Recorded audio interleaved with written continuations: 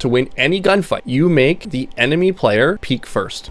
You make them peek out first, have them be out in the open, you peek into them. When this gecko is here, that's when you swing out. But see, what ends up happening is you swing out first. Now you're in the open, he swings out into you, and you die. And see how fast you died on that? One, because you're in an on angle, but the second is because it's peeker's advantage. His delivery of information to the server is delayed on your screen. So you died a lot faster than it even appeared on your screen. You never even had a chance to shoot back. That's how this game works. It's competitive dancing, competitive peeking. It's not about aim. It's about how well you move and how well you can make them peek out first and be able to manipulate the server for your favor. Do you want free coaching? Well, now you can. My coaching is absolutely free at my Discord. Here you'll find an inclusive community full of awesome people wanting to improve just like you. Simply join, submit a VOD following our submission guidelines, and voila, you're in the queue. But how am I making this possible? Well, that's thanks to the generous Patreon supporters just like you. Tier 3 Patreon supporters get access to exclusive 10-mans, pro VOD reviews, and a private draw for coaching on top of increased odds for the main draw of coaching. What are you waiting for? Join up today.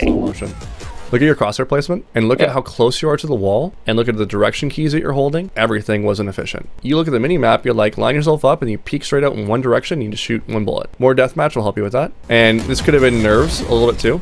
Let's keep watching. The quick switch.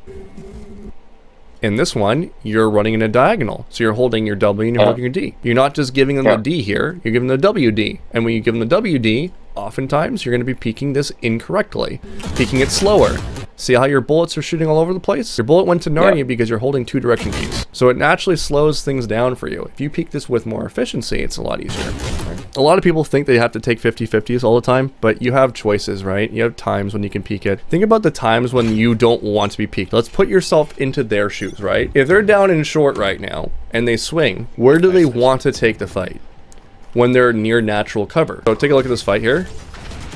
That right there is a 50-50 because they're right outside. But as soon as they get out to here, to this spot right here, now they don't want you to swing. So it's literally a difference between 3 steps, right? If you waited 3 steps more on their end and swung them, they would have felt a lot more discomfort in that fight versus the 50-50 that you took here. Now it ended up going well for you because you're Reyna. But if this is any other character, you're done for. You're cooked. You have 2 layers. This is an ego thing. How our brain reacts when we don't get the reward that we're looking for when we do something. So this is psychology. You take this shot. As soon as you miss your first shot, you bail. That's your protocol from now on. You bail, you go behind cover. If you stay here, you open up the opportunity for them to capitalize on you. And that's exactly what happened. Because if you think about it from their perspective, you shoot them, right? But they haven't shot yet. So their accuracy is way better than yours. So you're going to pull into a spray and your bullets are going to go all over Narnia while his are going to go straight to your head. At that point, it's better to just bail on the fight and re-peek it instead of sitting here trying to pull into a spray and finish it. Demon 1 says, if you spray in this game, you're a noob. And he says, have you seen FNS's stats? That's because he sprays. Don't do it. First one, I like to trade. I like to trade.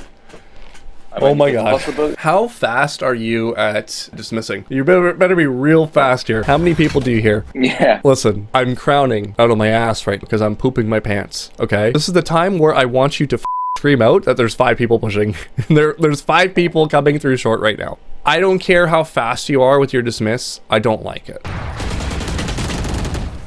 Yeah. If you hear 5, back up. Give them a little respect. The other factor too is consider the ultimates that they have. Breach could open with an ult right here and completely wipe you guys out. I don't need to. This is an on angle, you're about to die. Oh, God. They're so bad. Oh, they are so bad. Not you. They are so bad. You can't stand in that spot, okay? Think about it like this. And you're new, so this is something that's going to be a new concept for you. And this is another positioning thing, right? If you're in an on angle, that's a big no-no. You can be in an on angle, but it usually wants to be for information or if you have some form of confidence or some utility that's supporting you. Typically, you want to stay away from. Think of it like this. An on angle is an angle where the opponent will naturally be placed in the crosshair placement. So they're going to be looking right at you. Think about it from their perspective. If you were on their side, when you're coming in to clear out garage, where are you going to look? You're going to look at the window all the way through, and they're going to look towards this spot. This is the first spot you're going to look. So you're standing right in the middle of Grand Central Station, and there's a train coming at you. And you say, you know what? I'm going to put my hand out and stop this train. No, that train's going to run you the f*** over. We ain't Superman. So Lyra would be really good with an alt play if you wanted to do it. Ooh, When we're making a decision on our plays, where do we look? At the time. Top of the screen. 4v3, we have time, everything's going for us. This is good. We don't need to do anything. I don't mind you peeking for info, but overcommitting like this is obviously going to punish you. Just look at the top. I can use that in every game. It's amazing. Every game. What mistake did the Gecko just make here? Same I did. You got it. Welcome to Platinum. Now that you know this problem, you can take advantage of it because they're going to do the same thing. This is why this guy is hard stuck, because what ends up happening is Gecko here is like, oh, I'm top fragging. I'm getting so many frags, but my team isn't doing anything. And then he ends up dying, and then your team ends up killing the other 3. And then he goes, well, it's my team's fault. No, it was a 4v3 and you didn't need to do anything here. You win in 1 minute and 19 seconds. Yeah.